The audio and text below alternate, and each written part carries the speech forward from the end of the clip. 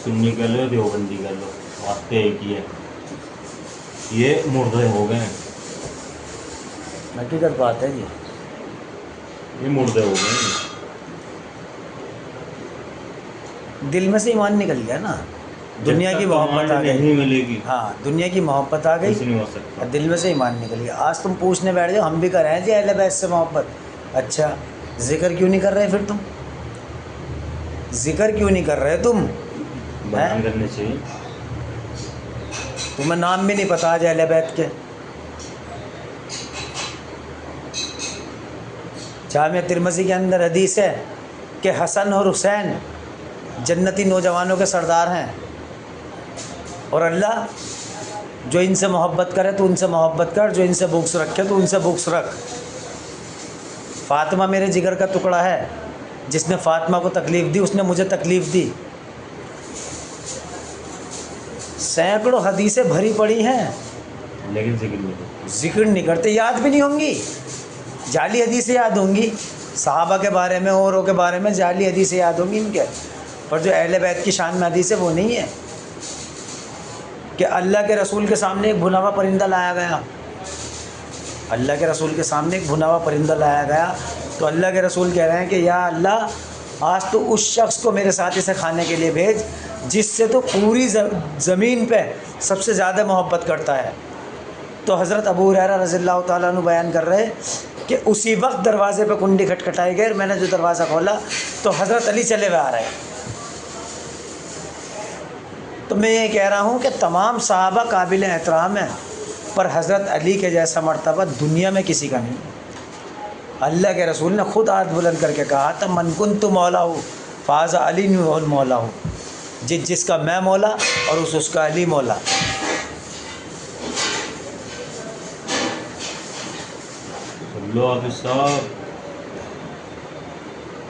और ये हदीस मतलब एक जगह नहीं आई, ये कम से कम 40 से 45 जगह ये हदीस है ये वाली, मन कुन्तु मौला हो फ़ाज़ा अली मौला हो।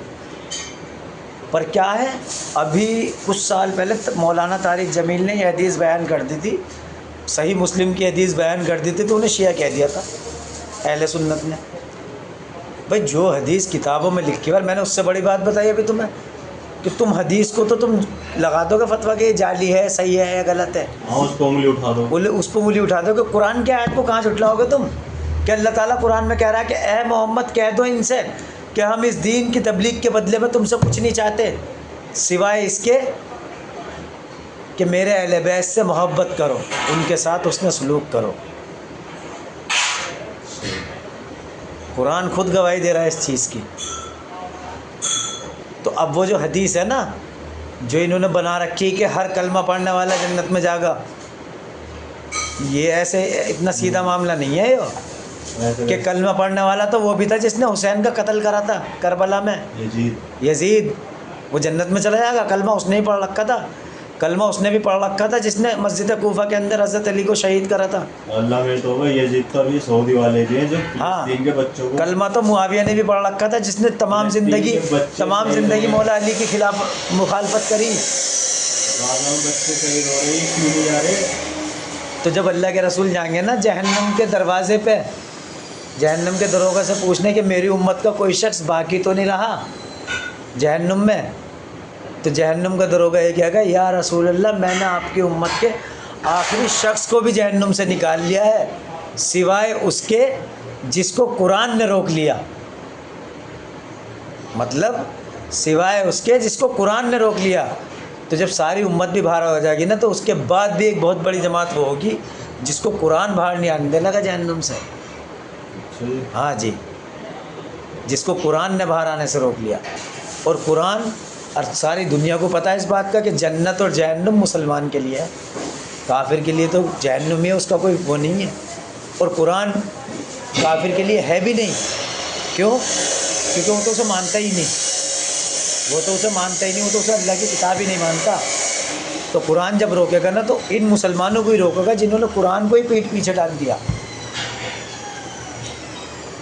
आज हमारे यहाँ कितने हाफिज़ हैं? हमारे यहाँ इतनी बड़ी तादाद है कुरान हाफिज़ की कि आज ही नाउज़ुबिल्लाह, आज ही अगर सारे कुरान बिल्कुल ख़त्म हो जाए ना تو اگلے آدھے گھنٹے میں نیا قرآن ہاتھوں ہاتھ لکھا جائے گا، 15-20 منٹ میں اتنے قرآن حافظ ہیں دنیا کے اندر. پر قرآن کا مطلب سمجھنے والے تمہیں 1% بھی نہیں ملنے کے، صرف طوطے کی طرح رٹے مارنے والے قرآن حافظ ہیں آج. سورہ فاتحہ کا بھی ترجمہ نہیں کر سکتا قرآن حافظ. آج کا جو قرآن حافظ ہے سورہ فاتحہ کا، پورا قرآن تو بہت بڑی چیز ہے. تو مطلب مین چیز یہی ہے کہ اللہ کے رسول نے فرمایا کہ میرے اہل بیت کی مثال نوح کی کشتی جیسی ہے، جو اس میں سوار ہو گیا وہ فلاح پا جائے. بس بہت ظلم کرے لوگوں نے، بہت اہل بیت پہ بہت ظلم کیا، بہت. اچھے سعودی سے ایران کیسے پہنچے ہیں؟ کون؟ اہل بیت یہ ایران ایسے نہیں پہنچے. میں بتاؤں، یہ جب ہمارے پہلے خلیفہ بنے حضرت ابوبکر صدیق رضی اللہ تعالیٰ عنہ، تو انہوں نے چیف جسٹس علی علیہ السلام کو بنایا تھا. یہ ان سے بڑا کوئی تھا ہی مدینے کے حضرت عمر تھے وہ گورنر، اور کوفے کے گورنر اور چیف جسٹس حضرت علی تھے. جو چیف جسٹس کا عہدہ تینوں خلفاؤں کے دور میں حضرت علی کے پاس رہا، تو انہیں کوفے شفٹ کرا تھا. تو انہوں نے اپنی عمر کا بہت بڑا حصہ کوفے میں گزارا، کوفے میں مولا علی علیہ السلام نے تو کوفے میں گزارا. اب کوفہ ایران سے پرلی طرف ہے، اور یہ جو ہے تمہارا خدا بھلا کرے مدینہ ادھر تھا. اب جب انہیں حضرت علی کو شہید کر دیا گیا اور یزید تخت پہ بیٹھ گیا، تو مدینے میں ان لوگوں نے بہت مسجد نبوی کے اندر انہوں نے گھوڑے باندھے، اونٹ باندھے. یزید نے، اس کے سپہ سالاروں نے، اس کے سپاہیوں نے، انہوں نے مسجد نبوی کے اندر شرابیں پی کے ان نے خود نمازیں پڑھائی. یزید نے ان نے فجر کی اس میں صحیح مسلم میں حدیث ہے، فجر کی رکعت میں اس نے 4 رکعتیں پڑھا چکا، اور اس کے بعد کہہ رہا ہو مجھے لگ رہا ہے میں نے کم پڑھائی دکھا، 2 اور پڑھا دوں تمہیں. نشے میں تھا ٹن کون؟ یزید. تو جب یہ حسین علیہ السلام نے یہ کہا کہ میں جو ہے میرے جیسا انسان، یزید جیسے انسان کی بیعت کبھی بھی نہیں کرنے کا، اس کی اس حکومت کو کبھی بھی نہیں ماننے کا، تو انہوں نے اپنے بھائی مسلم بن عقیل کو بھیجا ادھر ایران کی طرف، یہ پتہ کرنے کے لیے کہ وہاں کے حالات کیسے ہیں.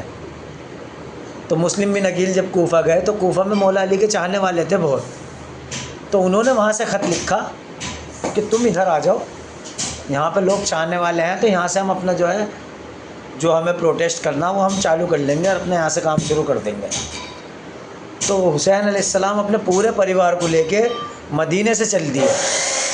مدینے سے جب چل دیے، اب انہوں نے کیا کرا کہ کوفہ سے واپس آ رہے تھے مسلم بن عقیل، انہوں نے مسلم بن عقیل کو بھی شہید کرا یزید نے. ہاں، کیونکہ مسلم بن عقیل کو واپسی آتے آتے یہاں پہ کربلا کے بعد یہ مسلم بن عقیل ان کے جو ہے چچا جات بھائی تھے، حضرت علی کے بھتیجے تھے. اچھا پہلی دفعہ سن رہا ہوں. ہاں تو عقیل جو تھے نا، حضرت علی کے دوسرے بھائی کا نام عقیل تھا، ان کے بیٹے تھے مسلم، تو وہ ان کے حسین کے چچا جات بھائی تھے دونوں. یہ بہت سارے نام ہیں جو انہیں پتہ ہی نہیں ہوں گے، میں بتا رہا ہوں. تو مسلم بن عقیل کو جب یہ لے کے انہوں نے دیکھا کہ یہاں پہ تو معاملہ خراب ہے، یہ تو سارے گنڈے بیٹھے ہیں یہاں. انہوں نے خط لکھنے کے لیے، خط بھجوانے کے لیے وہاں کرا، تو انہوں نے اس سے پہلے ہی انہیں شہید کر دیا. اب وہ ادھر سے چل چکے تھے، کمیونیکیشن کا کوئی دور نہیں تھا کہ پتہ لگتی کہ وہاں کیا ہوا کیا نہیں. ورنہ ایک آدمی مدینے سے چل کے کوفہ جا رہا، اب رستے میں پڑ گیا یہ کربلا، عراق ایران. تو یہاں سے اپنے پورے پریوار کو، عورتوں کو، بچوں کو لے کے جنگ لڑنے نہیں جانے کا آدمی. وہ صرف کوفہ شفٹ ہونے جا رہے تھے، پر ان لوگوں نے یہاں انہیں گھیرا، کربلا میں گھیرا، پھر ان پہ بہت ظلم کرے کہ تم جو ہے ہماری بیعت کرو. ہماری بیعت کرو ہماری بیعت کرو، انہوں نے نہیں کری، انہوں نے ہانی کری. پھر انہوں نے 3 دن پانی بند کرا بالکل. چھوٹے چھوٹے بچے کو، علی اصغر کو، علی اکبر کو، سغرا کو، سکینہ کو انہوں نے تڑپا کے مارا. 6 مہینے کے علی اصغر کو انہوں نے پیاسے کی گردن میں تیر مارا. اور اس میں کون کون تھا؟ شمر، عمر بن سعد، یہ بالکل میدان میں موجود تھے. یہ جتنے بھی شیطان تھے یہ، اور سب سے بڑا وہ تھا یزید.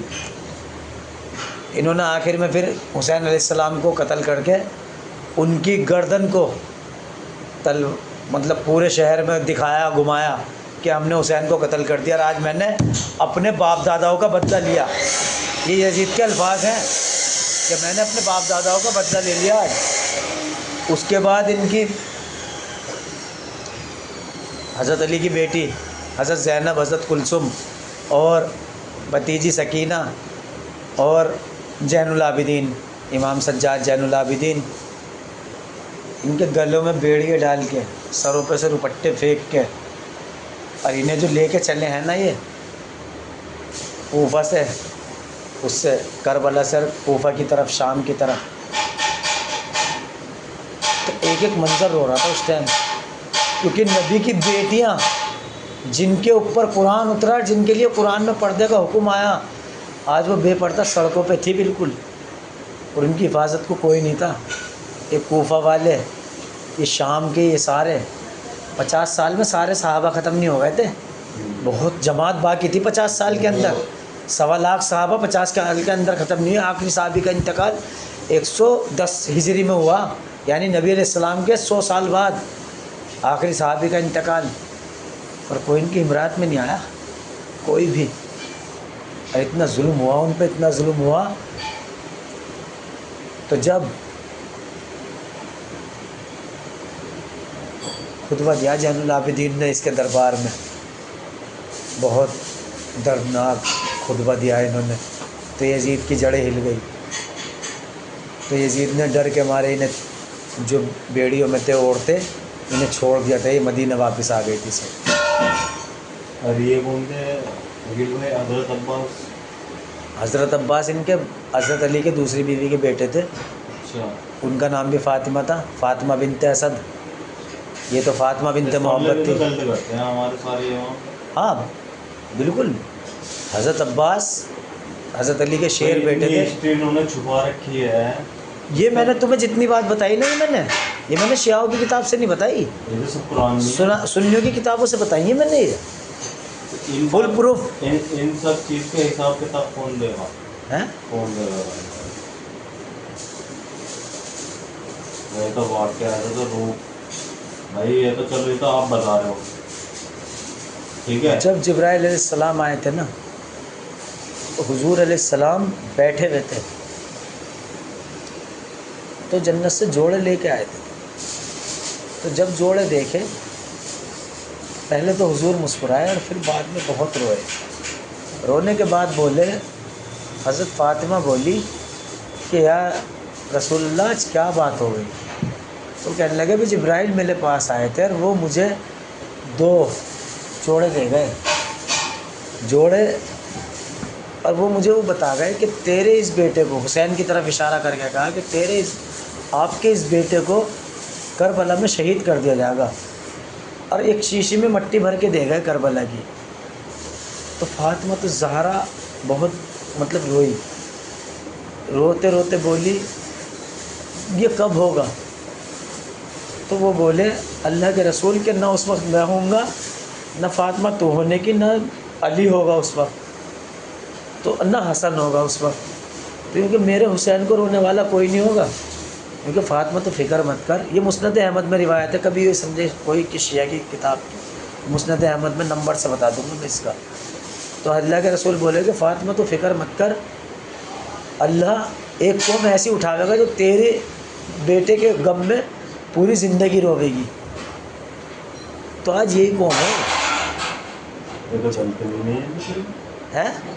نہیں، یہ غلط طریقہ وہ ہے بچوں گریا کرنا. میں نے بتایا رونا غلط نہیں ہے، رونے کو غلط نہیں بتایا میں نے.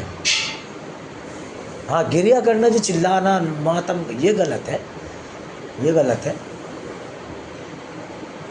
تو حضرت ام سلمہ کو وہ شیشی دی اللہ کے رسول نے کہ میرے جس دن تم یہ شیشی خون سے بھر جائے گی، مٹی کا رنگ خون میں بدل جائے گا، تو اس دن سمجھ لینا میرا حسین اب دنیا میں نہیں رہا۔ تو ام سلمہ نے جب دیکھا نا 61 ہجری 10 محرم کو کہ خون میں شیشی بدل گئی، تو بے ہوش ہو کے گر گئی تھی وہ۔ اور اللہ کے رسول کو اتنا غم تھا اس چیز کا، جن کے غم کو یا میرے غم کو کوئی مذاق بناوے یا ایک گناہ ہے، تو اللہ کے رسول کو اتنا غم تھا اس چیز کا کہ ابن عباس رضی اللہ تعالیٰ عنہ، یہ صحیح مسلم میں حصہ والا ہے، بڑی کتاب ہے صحیح مسلم، کہ ابن عباس رضی اللہ تعالیٰ عنہ سو رہے تھے، تو سوتے سوتے انہوں نے خواب دیکھا کہ اللہ کے رسول بہت برگزیدہ حالت میں ہیں، کیسے مطلب پورے کپڑے مٹی میں تر ہیں، بال بکھرے پڑے، مطلب برا حال ہے۔ تو ابن عباس بولے یا رسول اللہ آپ کی یہ حالت کیوں ہے؟ تو اللہ کے رسول نے جیب میں سے ایک شیشی نکال کے دی اور اس شیشی کو کہا کہ اے عباس، میں آج صبح سے اپنے کربلا میں اپنے بچوں کا خون جمع کر رہا ہوں، اور کہتے کہتے آنسو نکلنے لگے اللہ کے رسول کو۔ تو ابن عباس کی ایک دم ہڑبڑا کے آنکھ کھل گئی، تو ابن عباس نے وہ دن وہ تاریخ نوٹ کر لی۔ تو جب انہیں پتہ چلا نا وہ واقعہ جس دن ہوا تھا، کیونکہ اس ٹائم کوئی کمیونیکیشن کا ذریعہ نہیں تھا، تو انہوں نے جب وہ تاریخ نوٹ کری تو وہ وہی دن تھا جس دن حسین علیہ السلام کو کربلا میں شہید کرا گیا ہے۔ میں کہہ رہا ہوں اس کا اتہاس، اس کی حدیثیں اتنی زیادہ ہیں کہ آج کوئی چھپا نہیں سکتا، ہم لوگوں کو بہت زیادہ۔